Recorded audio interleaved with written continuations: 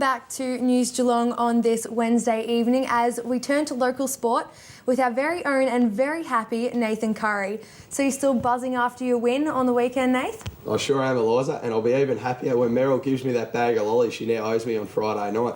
There was also the Geelong and District Football League Grand Final on the weekend, which saw Bellpost Hill thrash the Werribee Centrals by 103 points, earning them their first ever senior flag after 33 years of trying.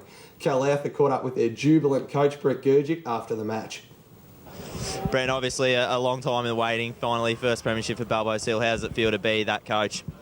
Oh, it's obviously personally it's massive for me, but it's more to do with the players out there, and like obviously the 22 players that played, and there's about 4 or 5 blokes that missed out, and as I said, over 33 years, there's a lot of guys that have missed out, so it's really a big thing for them and a big thing for the club. Yeah. When you sort of saw the team list today, Werribee, they brought a lot of injured players back, and you just seemed to get on top of them early. Piley was really good for you. Yeah, Piley's excellent again. I think he's kicked 14 goals in 2 weeks against the same team, so he's massive for us down there. He's hard to match up on.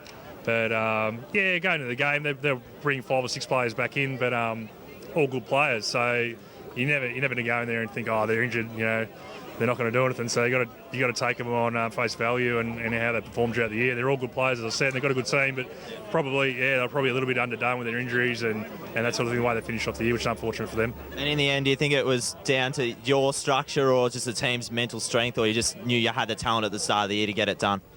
No, well, it was a bit touch and go early in the year. We were 3-3 early on in the year, so I think we just clicked into that game style that we've been working on for probably a couple of years now, and it was just about getting the right 22 playing. We probably had 6 or 8 or 10 players who were as talented or more talented that weren't playing in the twos, but just weren't able to adjust to the game style. So it was just about getting that. And once we got the 18 or 20 blokes that were switched on and able to play like that, it seemed to work in our favour.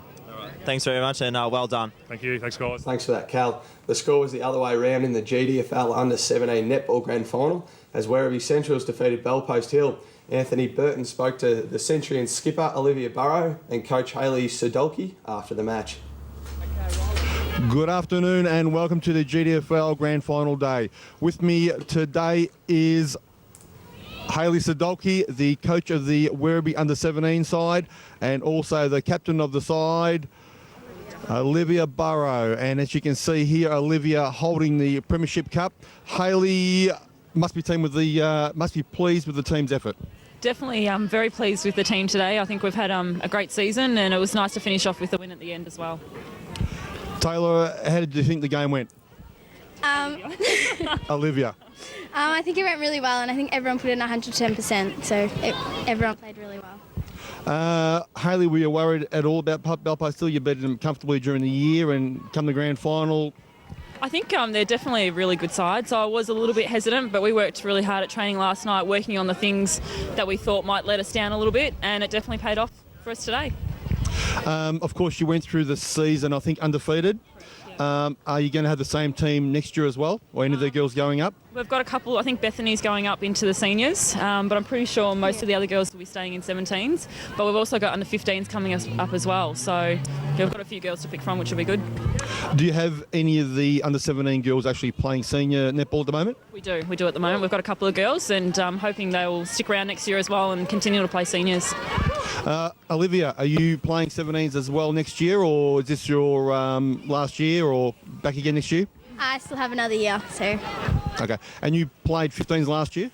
No, I played 17s last year. Okay. So later on today, any of the girls playing in the C grade grand final? Just trying to think who's playing. Me. You're playing Thank in the you. Okay. Yeah. Everyone, if we could just have your attention. Any plans for any celebrations later on today? Grand final. I'm sure there will be, definitely. Come on up. We just no drinking, no. Yeah, no drinking for the underage girls. Maybe Olivia can have maybe something, but no, she really can't. Just A soft drink. soft drink. All right. You okay to coach again next year?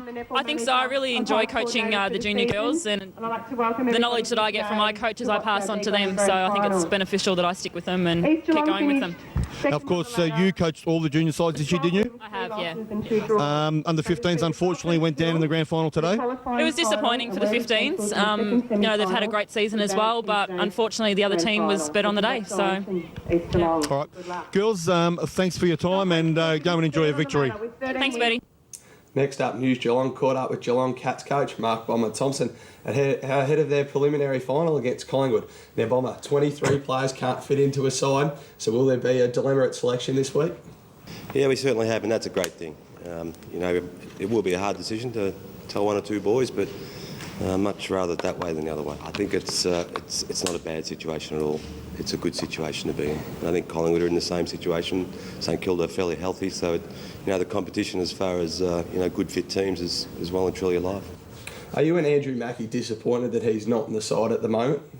Oh yeah, it's really disappointing, but he knows exactly where we're at, and if he comes back in the side, which we would love him in the team. There's no question he's a quality player, and but he knows exactly where he's at and what he needs to do and the reasons why he wasn't in the team last week.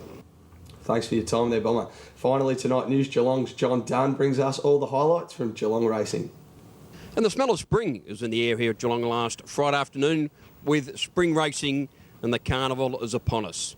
Leading trainer David Hayes, well, he must be wondering where the synthetic's been all these years as he continued his great winning run in recent weeks with a big win by Margilia, his filly, who took out the opening event. And Heads Crawfish is not finding a lot at this stage and quickly dropped out. Down towards the 200 metres, Margiela now with a kick took the front. Goes up and leads from on the inside, White Universe trying to peg it back. Margiela from White Universe. Margiela finding the line strongly, and Margiela, she'll score by a neck, White Universe. Race number 2, the next event, and there was a big tip around for the Hawks trained first starter, Spring Bound.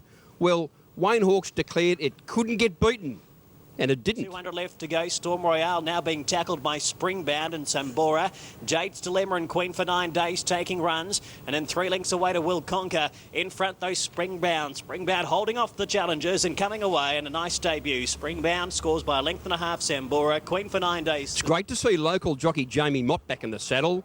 And he continued his successful comeback when the locally trained galloper Savannah and the favourite took out the News Geelong handicap. Do no more than Gleneriff coming through the pack at Bray Cougar, but Savannah, she's well in front. I don't think they're going to run her down. Here's Stormy Hussey bursting through the pack, but it's all too late, and a great return by the locals. Savannah. Despite a last start win here on the synthetic, the John Maloney trained galloper Harkaway, well, he was set out at good each-way odds, and he made it back-to-back wins on the synthetic here at Geelong in the final event. A fight because Harkaway's burst through with a good sprint. No pushovers coming down the centre. It's no pushover and Harkaway. Harkaway in front holding off. No pushover who's digging deep, but Harkaway. Harkaway scores. Race fitness the key. And that's the wrap-up of racing here, September style last Friday afternoon. And Nathan, in spring, as you know, a young man's thoughts turned to horses. Nice work, John. Sounds like you've done it all before, mate. And, oh, by the way, have a good trip in America. We'll see you in 2 weeks. As for me, I'll see you Friday night with some more interview with Bomber Thompson. But until then, it's back to you, Eliza. Thanks, Nath. Well, with the sun being out over the last couple of days, it's clear that spring is finally here. And who better to give us all the updates on Geelong's weather than our sparkling Lani Salathiel. Thanks, Eliza. Well, don't speak too soon. We've got some cooler temperatures and overcast conditions for the week ahead. Having a look at the forecast for tomorrow, a partly cloudy day in Geelong, a few scattered showers around and some light winds, a maximum of 14. For Friday, a cloudy day, some isolated showers, contracting to the surf coast late in the evening, a maximum of 15. For the weekend, Saturday, a partly cloudy day, some scattered showers around again, a maximum of 14. For Sunday, partly cloudy, some isolated showers and a maximum of 14. And for the start of next week, for Monday, we've got some morning cloud, isolated showers possible during the morning, a maximum of 15. And today we had a cloudy day, some scattered showers around, mainly on the surf coast, some light winds. We had a minimum of 6 and a maximum of 15. So until Friday, Eliza, that's the weather. Thanks, Lani. And thank you for joining us here on News Geelong. We look forward to your company on Friday night. And if you have any local stories that you would like heard or just want to find out a bit more about News Geelong, jump onto our website at www.newsgeelong.com.au. I'm Eliza Houghton, and together with all the team here at News Geelong, Have a great night.